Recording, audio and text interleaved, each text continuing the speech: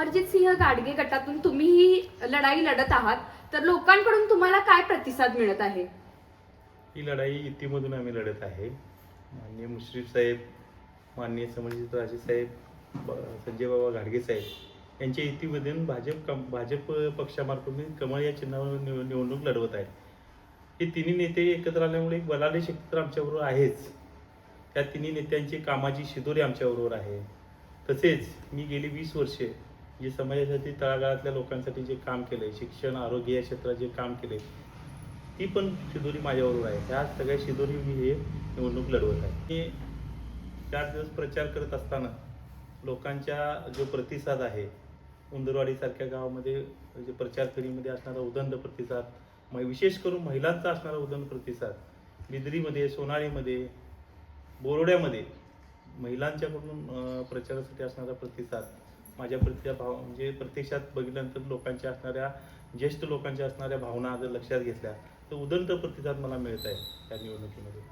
तर तुम्ही या निवडणुकीमध्ये कोणतं व्हिजन घेऊन उतरला आहात? मी या निवडणुकीमध्ये गोरगरीब जनतेसाठी काम करण्याचं व्हिजन, शिक्षण आरोग्य, गोरगरीब जनतेला स्वाभिमानानं जगण्याची उमेद निर्माण करण्याचं व्हिजन घेऊन मी या निवडणुकीत उतरत आहे. विकास काम आहे. मुश्रीफ साहेबांचा विकास कामाचा डोंगर असेल, माननीय राजे साहेबांचं युवा नेतृत्व घेऊन केलं, त्यांच्या कारखान्यामार्फत इतर त्यांच्या युवा याच्यात केलेली कामं असतील, बाबांच्या मार्फत दीनदलित समाजात केलेली कामं असतील, तसेच आम्ही पण लोकांच्यापर्यंत पोहोचण्यासाठी केलेले छोटे छोटे प्रयत्न असतील, याच्यातून नक्की मला वाटते की ह्या सगळ्या कामाची निश्चित विजयापर्यंत पोहोचू. तुम्ही म्हटलात की महिलांचा जास्त करून ह्याच्यामध्ये प्रभाव तुम्हाला दिसतोय, तर त्यांच्यासाठी तुम्ही जर निवडून आलात तर काय बदल घडवू शकता? मला विशेष करून महिलांना व्यवसायाकडे वळवून स्वावलंबी बनवायचं आहे. मी स्वतःच्या पायावर उभा करायची माझी जिद्द आहे. तसेच त्यांचं जे जीवनमान आहे ते उंचावण्याची माझी म्हणजे मनापासून इच्छा आहे. तर जसं की आपण बघतोय तुमचे प्रतिस्पर्धी आहेत, तर तुम्ही संभाजी आणि बालाजी यांच्यामध्ये एक घनिष्ठ मैत्री म्हणून तुम्हाला ओळखलं जात होतं. तर असं कोणती गोष्ट घडली की तुम्ही आता वेगवेगळी लढाई लढत आहात? ही गोष्ट किंवा कुठलाही आमच्यात काय दुजाभाव घडलेला नाही.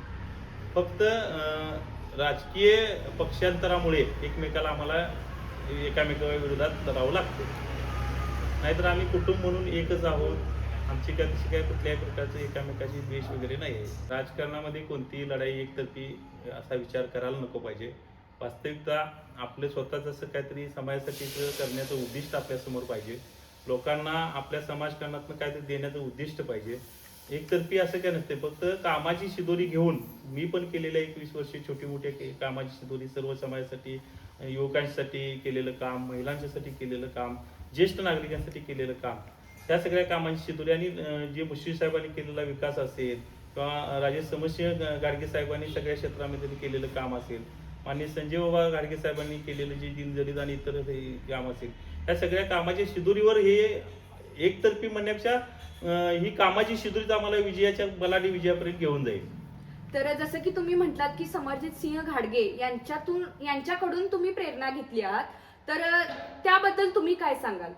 मी समरजित राजे साहेबांच्या सोबत सांगण्यापेक्षा ते तुम्हाला माझ्यासारख्या सामान्य कार्यकर्त्याला त्यांनी संधी देऊन फार मोठं बळ दिलेलं आहे. म्हणजे काम करणाऱ्या माणसाला ओळखण्याची पारख जर कोणाच्यात असेल तर राजे समरसिंह गाडगे साहेबांच्या आहे असं मी समजेल. महाराष्ट्रातील ताज्या घडामोडी पाहण्यासाठी लाईव्ह 24 तास न्यूज चॅनलला सबस्क्राईब करा आणि बेल आयकॉनवर क्लिक करा.